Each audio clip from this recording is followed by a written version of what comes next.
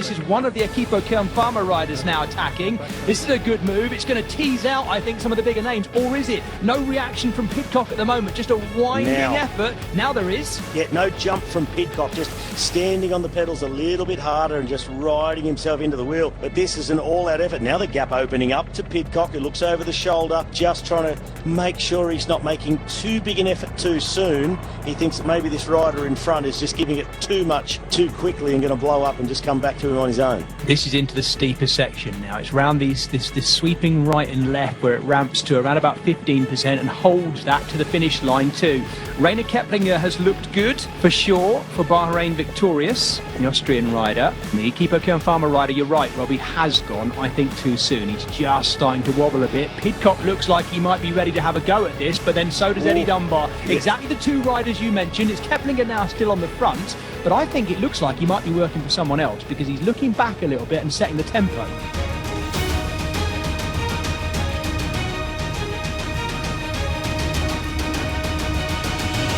Here we go, Pidcock attacks, he was waiting, big strikeout, big hit from Pidcock, what a move by him, vicious acceleration on the pedals, Tom Pidcock going clear, it looks like he's got Dunbar going after him as well, and Rainer Keplinger has got a second win too. What can... Yeah, it is Eddie Dunbar going after him. Is this the winning move from Tom Pidcock? It looked like he was playing the perfect game of chess there, but an absolute throttle of a pedal strike there, Robbie, from Tom Pidcock. Yeah, huge attack from Pidcock, 500 metres to go, and then an all-out sprint, and he's holding this gap too. They cannot close it. Pidcock has got them.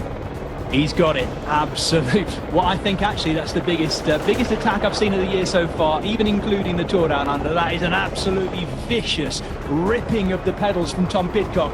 His second day of racing in his new team. He left Ineos Grenadiers slightly under a cloud, it has to be said, and it's gradually coming out. His feelings about his new team and about the move and the change, well, he's certainly making it count because Tom Pidcock takes the opening Queen stage, a muted one, stage 2 of the Alula Tour going to Tom Pidcock, and he gets that 10-second bonus too.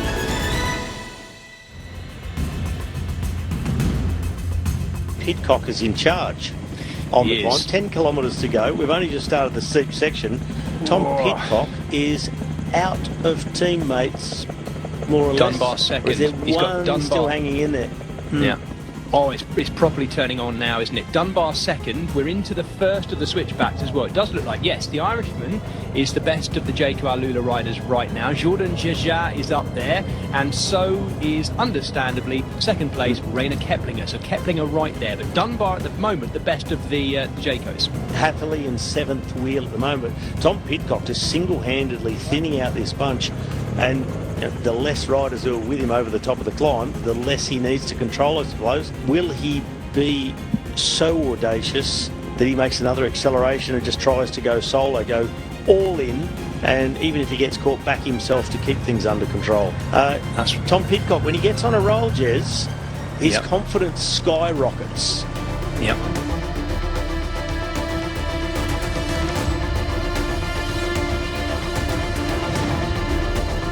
Tom Pidcock at the front, race leader. Doesn't need to jump everyone, but he might just fancy doing that. He wants to, I suspect, there's a little gap back to the Irishman as well. Eddie Dunbar drifting. Pidcock, I don't even know if he knows, Robbie. Well, he's not taking a lot of looks back, and he doesn't have he does now. Now he does. He also didn't have the benefit of being able to just see the shadows on the road because the sun's coming from in front of him. So the shadows behind that gap to Keplinger, just a couple of bike lengths, but he's riding it shut very gradually. Then it's Hatherley in the wheel of Keplinger. Eddie Dunbar, now that 2 bike length gap opens up in front of Eddie Dunbar. Yeah, it's right. It's Hatherley, the world cross-country mountain bike champion, Alan Hatherley, the South African, has jumped, well not jumped, but just ridden very slowly, because everyone, even Pidcock's going slowly up here, it is that steep. Eddie Dunbar now struggling a little bit in 4th place as well. We can see the next group behind them. They've got 3 or 4, I think, of the UAE Team Emirates team in there, at least 3 of them. Amongst those as well, Rafa Micah is right there. Now Eddie Dunbar just getting distance. Look at the carnage back further down the group on the climb.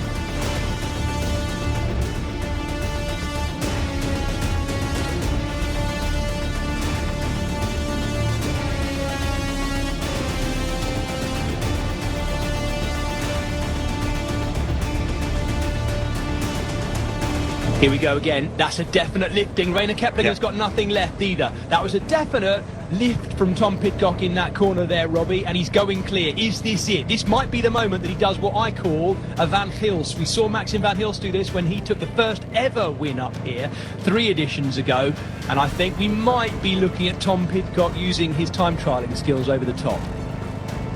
Now, we said when he gets the appetite for victory, he gets on a roll, he skyrockets in confidence, and you can just see him across that flatter section, not as steep section that they just went over a few moments ago, and then to the next steep part, and that's where he just opens the throttle and puts the others just deep into the red zone.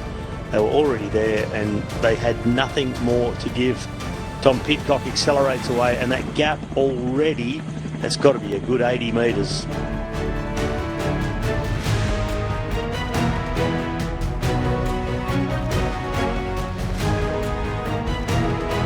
Goodness. Oh, it's going to be close, but I'll say he won't get caught.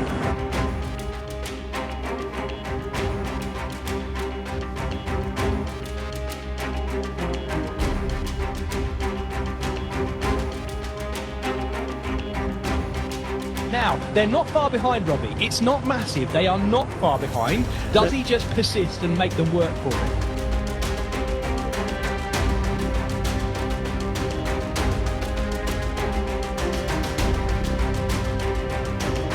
Maybe Eddie Dunbar is feeling better than we thought. He's gone off. Back up with our leader though, Tom Pidcock. Again, on that Scott bike that we've seen a little bit of this week. It's so unusual not to see him on a Pinarello, of course. Big change. The change seems to be working. The gap just was coming down there, 24, 25 seconds. It looked a little bit more laboured with Tom Pidcock. Well, like we said before, Jez, to the finish, but it's rolling. It's got some little uphill dragging sections as well, which he finds himself on right now, 36, 37 kilometres an hour. This is one of those uphill drags that really saps the energy. Just defend himself over the top of this and get it rolling again up and over 50k an hour.